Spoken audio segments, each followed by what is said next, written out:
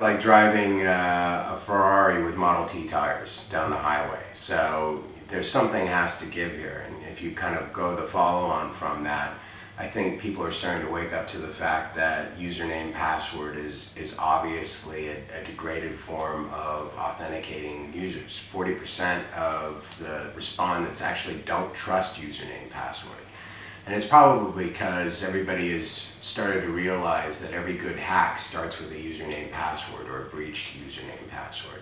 So there's a general consensus and an awareness in the public now that folks are starting to realize that everything is not secure.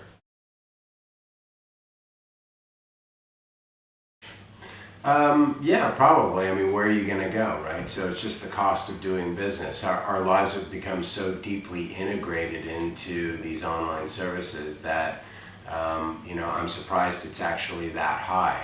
I have terminated my services when my accounts have been hacked, but the whole point behind that is the 75% that don't, I think, probably have that awareness that, where else are you going to go? Who offers a better alternative to that?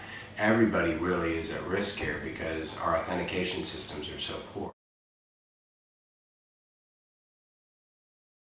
Well, yeah, I mean, that's the obvious correlation and inverse there, right? So, as I was saying, if 40% don't trust it, that essentially shows you that the general awareness and perception about how strong username password is, or its acceptance to the general public, if they're willing to accept that, is pretty far down, pretty low on the totem pole. So something has to come along to replace username password. All good attacks start with a compromised username password database. 40% of internet consumers out there don't trust it anymore. So that leads to a huge user satisfaction issue.